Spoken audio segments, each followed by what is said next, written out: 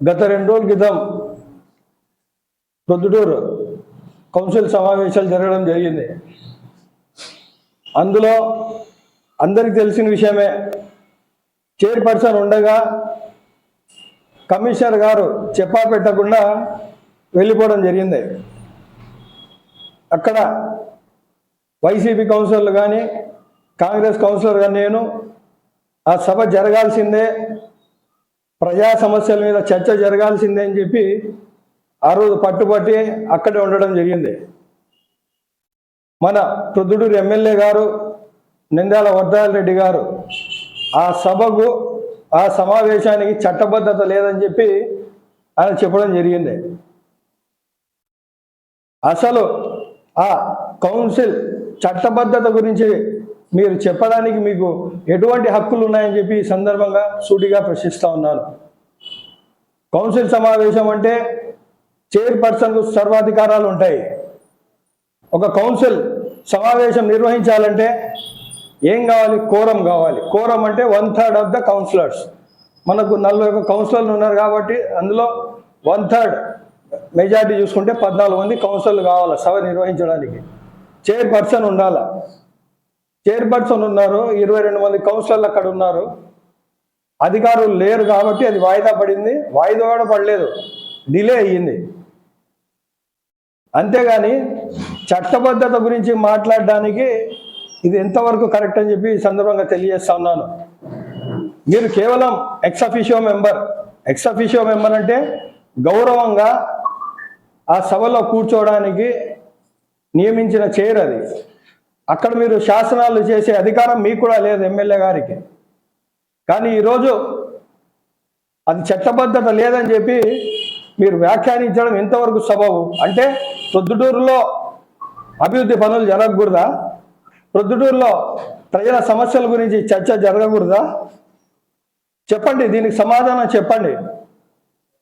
ఇక్కడ సభ్యులు ఉన్నారు, దానికి తోడు మీరేం చెప్తారు? బతిమలాడి కమిషనర్ గారిని పిలిపించుకొని సభ నిర్వహించారంట. బతిమలాడేది ఏం లేదు సార్. ఇక్కడ స్వయంగా ఆర్డి అనంతపురం వారికి కాల్ చేసి కమిషనర్ గురించి కంప్లైంట్ చేశాం. ఇక్కడ కౌన్సిలర్లు ఉండగా, చైర్పర్సన్ ఉండగా చెప్పా పెట్టకుండా ఈ సభ నుంచి వెళ్ళిపోవడం కరెక్టా రాంగా అని చెప్పి ఆయన అడగడం జరిగింది. ఆర్డి గారు ఒకే సమాధానం చెప్పారు, లేదు అలా చేయకూడదు, అది చట్ట వ్యతిరేకం అని చెప్పి ఆయన చెప్పిన తర్వాత మేము డిమాండ్ చేసినాం. రాజ్యాంగబద్ధంగా ఉన్న మా హక్కును మేము వినియోగించుకున్నాం. సార్ మీరు ఇమ్మీడియట్లీ యాక్షన్ తీసుకోవాలి, కమిషనర్ గారిని ఇక్కడ పంపించాలి, మీరు సభ నిర్వహించాలని చెప్పి డిమాండ్ చేస్తే గత్యంతరం లేక కమిషనర్ గారు ఆ రోజు వచ్చి సభలో కూర్చోవడం జరిగింది. దీన్ని ఎమ్మెల్యే గారు బతిమలాడినారని చెప్పడం ఇది వారి విఘ్నతగా వదిలేస్తా ఉన్నాం. అయినా కౌన్సిల్ సమావేశంలో ఎమ్మెల్యే గారు ఇలా మాట్లాడడం ఎంతవరకు సబబు? మాజీ ఎమ్మెల్యే ఆ రోజు రాజమౌళి శివప్రసాద్ రెడ్డి గారు మున్సిపల్ లిమిట్స్లో సంబంధించిన అభివృద్ధి పనులకు ఆయన శంకుస్థాపన చేస్తూ ఉంటే, ఈరోజు ఉండబడిన ఎమ్మెల్యే నంద్యాల వర్ధరాజిరెడ్డి గారు ఏం పని నీకు, ఎప్పుడు మున్సిపాలిటీ పనులకు నువ్వు తిరుగుతూ ఉంటావు, చైర్మన్కు కౌన్సిలర్లకు వదిలేయాలా, ఏది వదలవా నువ్వు, నీకేం పని మున్సిపాలిటీలో, ఏ జోక్యం అని చెప్పి ఆ రోజు చెప్పడం జరిగింది. ఆ మాట చెప్పిన ఈరోజు ఎమ్మెల్యే గారు మీరు చేయడం ఎంతవరకు కరెక్ట్ అని చెప్పి ఈ సందర్భంగా ప్రశ్నిస్తా ఉన్నాను. ఆ రోజు ఎమ్మెల్యే అనేవాడు అతను మున్సిపాలిటీ విషయాల్లో జోక్యం చేసుకోకూడదు అంటారు. ఈరోజు సభల్లో కూడా మీరు జోక్యం చేసుకొని చట్టబద్ధత లేదని చెప్పేసి ఇట్లా చెప్పడం ఎంతవరకు సబబు?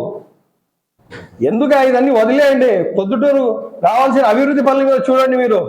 మీరు ఎమ్మెల్యేగా 16 నెలల్లో ప్రొద్దుటూరు నియోజకవర్గానికి ఎటువంటి అభివృద్ధి చేశారు, ఎన్ని నిధులు తీసుకొచ్చారు, ఇప్పటికన్నా ఒక్క పనున పూర్తి చేశారా? 16 నెలల కాలంలో ప్రొద్దుటూరు మున్సిపాలిటీలో ఒక్క పనన్న పూర్తి చేశారా? ప్రభుత్వం నుంచి ఎటువంటి నిధులన్నా తీసుకొచ్చారా? అనేక సమస్యలు ప్రొద్దుటూరులో.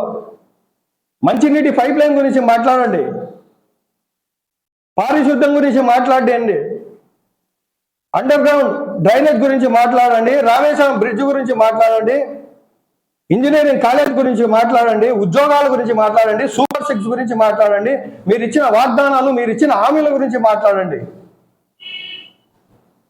కూటమి ప్రభుత్వం ఏం సాధించేసిందని చెప్పి మీరు ఈరోజు సూపర్ 6 సూపర్ సక్సెస్ అంటున్నారు.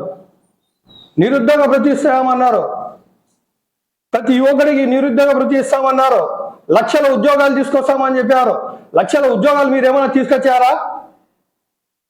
ఉద్యోగం లేని యువతకు మీరు నిరుద్యోగ భృతి ఇచ్చినారా?